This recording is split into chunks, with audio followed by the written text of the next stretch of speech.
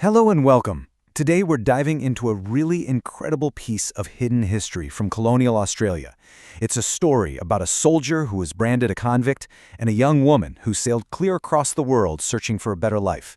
Their lives are going to cross in some of the most unexpected ways, and we're going to follow the paper trail and even some modern science that ties it all together. So, this is really the big question for anyone trying to look back in time, right? How do you piece together a whole life from just a handful of scattered clues?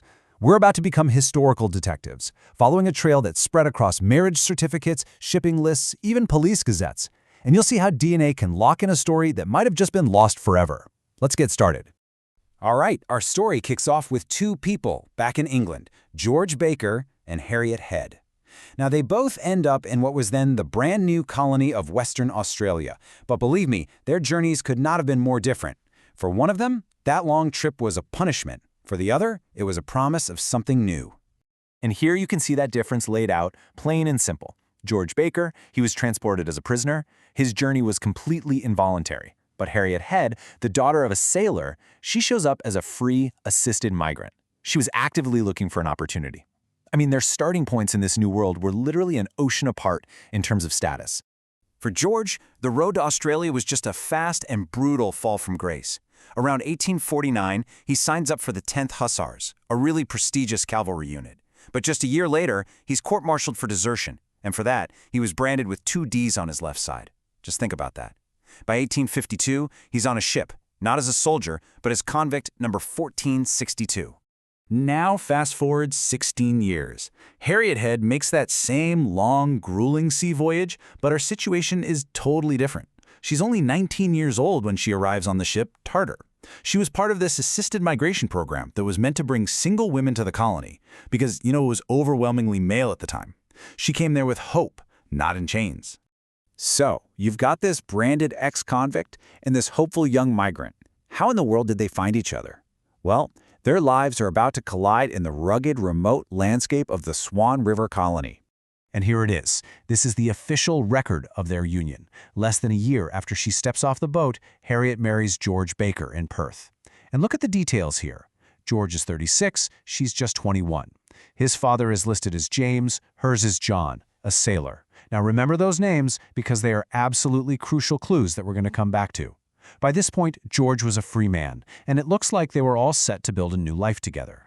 And for a while, they did just that.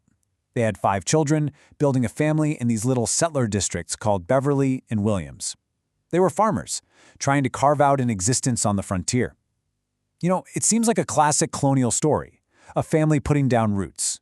But their story was about to take a really dramatic turn. Because life in the colony was unbelievably tough. And their marriage, which had bridged 2 totally different pasts, it just started to break apart under all that strain.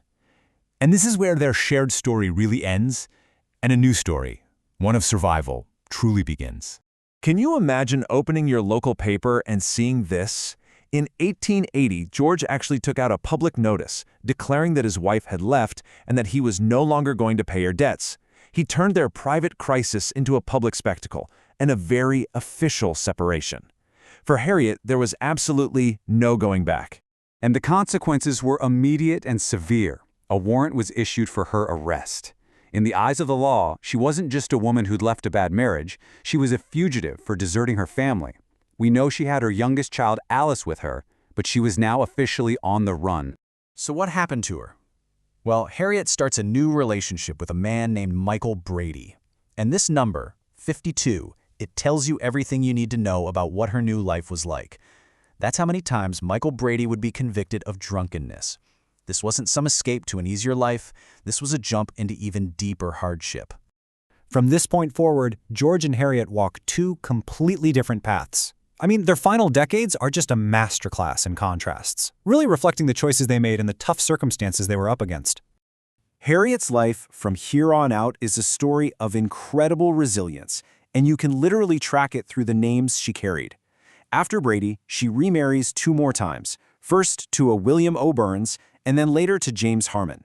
She navigated widowhood, new partnerships. She was constantly adapting just to survive.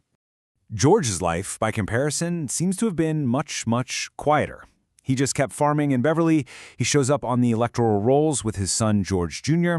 His really turbulent life as a soldier and a convict seems to have ended pretty peacefully, if humbly, in the old men's home in 1907.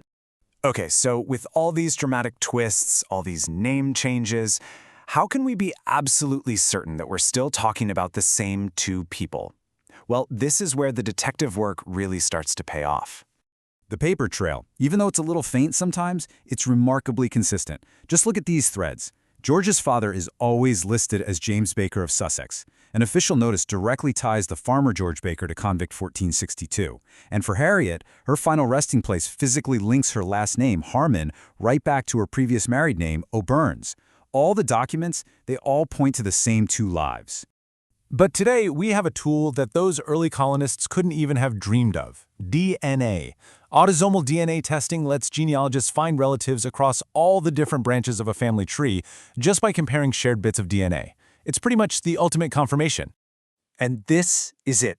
This is the final, conclusive piece of the puzzle. Living descendants of George and Harriet shared DNA with the descendants of George's brother, James, who stayed back in England. The science confirms the paper trail. The branded convict who arrived in Western Australia was, without a shadow of a doubt, the son of James Baker from Sussex. You know, George and Harriet's story is such a powerful reminder that history isn't just about big events and dates. It's about individual lives, full of struggle and choices and just sheer survival. It really makes you wonder, doesn't it? How many other stories just like this one are out there, buried in the archives, just waiting for someone to connect the pieces?